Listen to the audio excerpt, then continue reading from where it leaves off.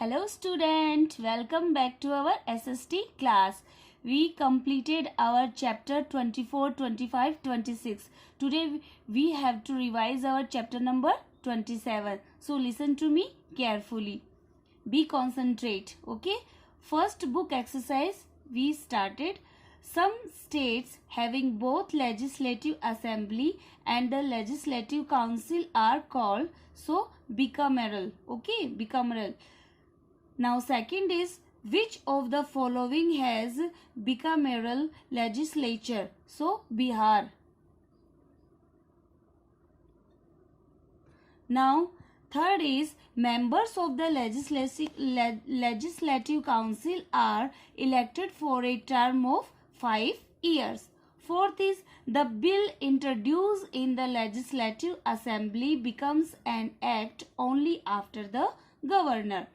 Fifth is the Council of Ministers is collectively answerable to the Legislative Assembly. Now come on, true or false. First is people of a state are directly involved in the election to the Legislative Council of the state. So this statement is false. Now second is the chief minister is the nominal head of the executive. This statement is also wrong. So this is false. Third is the governor appoints the advocate general. It's a true. There are 3 categories of ministers at the state level. So this is true. There is an advocate general in every state of our country. So this statement is also true. Now come on the short question answer. Short question answer in first, what is the Legislative Council? So answer is Legislative Council or Vidhan Parishad. The state legislative council's members are not elected directly by the people, but they are elected indirectly by the MLAs, local bodies, teachers and graduates.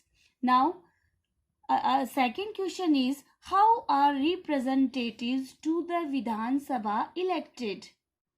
Answer is, the members of the Legislative Assembly are chosen by direct election from single member constituencies on the basis of universal adult franchise.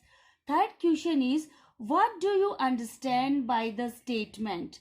The governor can hold office during the pleasure of the president. What qualifications are needed to become the governor of a state? So answer is, Prime Minister hold office during pleasure of president.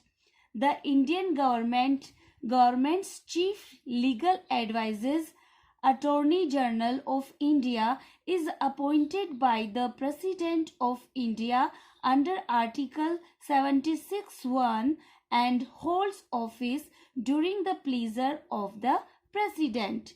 Now, qualifications of a governor is, he must be a citizen of India. He must not be below 35 years of age. He must not be a member either of the union or of the state legislature. Fourth is, what is an ordinance? So answer is, on certain occasions when the state legislature is not in session, the governor issues order called ordinance. Fifth question is, name the civil servants who carry out the administrative work in a state. So answer is, chief secretary, deputy secretaries, under secretaries, directors and deputy directors. Sixth question is, what is the function of an advocate general? So let us see the function of advocate general. It shall be the duty of the advocate general to give advice to the government of concerned state upon such legal matters and to perform such other duties of a legal character as may from time to time be referred or assigned to him by the governor and to discharge the functions confirmed on him by or under this. Now come on the long question answers. First question is, how are members elected to the Legislative Council?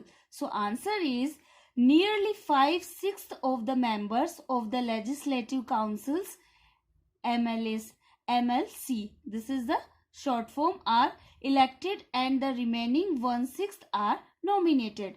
Second is, the electoral college for the council elections comprise local authorities, teachers, graduates and MLAs.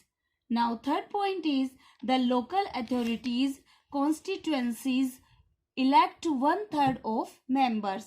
Fourth point is, the graduates and the teachers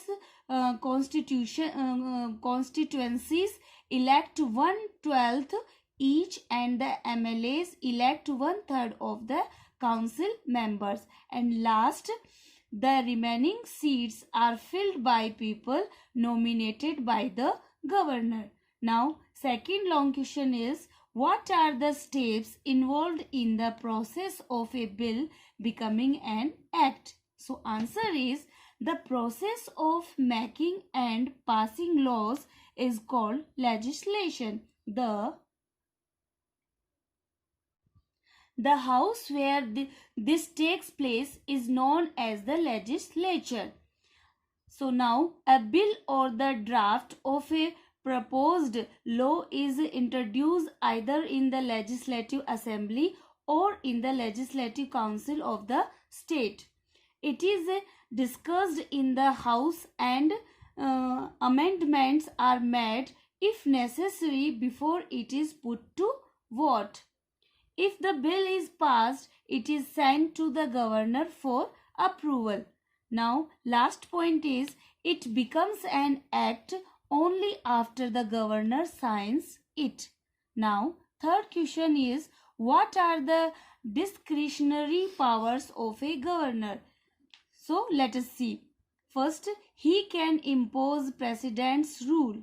He submits reports on his own to the president or on the direction of the president regarding the affairs of the state. Now, he can withhold his assent to a bill and send it to the president for his approval.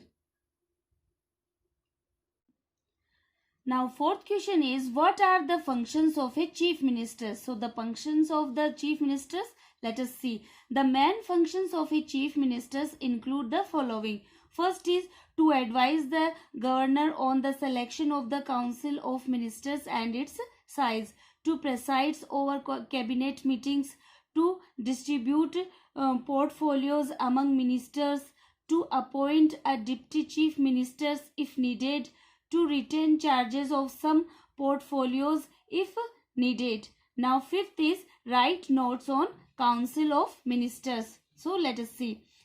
Ministers are chosen by the chief minister from among the legislators. There should not be more than 50% MLA, including the chief minister, of the total strength of the Legislative Assembly. There are three categories of ministers at the state level. Cabinet ministers, ministers of state and deputy ministers. Now, fourth, the council of ministers is collectively responsible to the Legislative Assembly. Now, short note on Advocate General. So, let us see. There is an Advocate General in each state who gives advice to the executive on legal matters and performs other legal functions assigned by the governor. She or he is appointed by the governor and holds office during the pleasure of the governor. Only a person qualified to be a high court judge is eligible for the post. So, my dear student, I hope you understood all question answers. So, till now, have a nice day.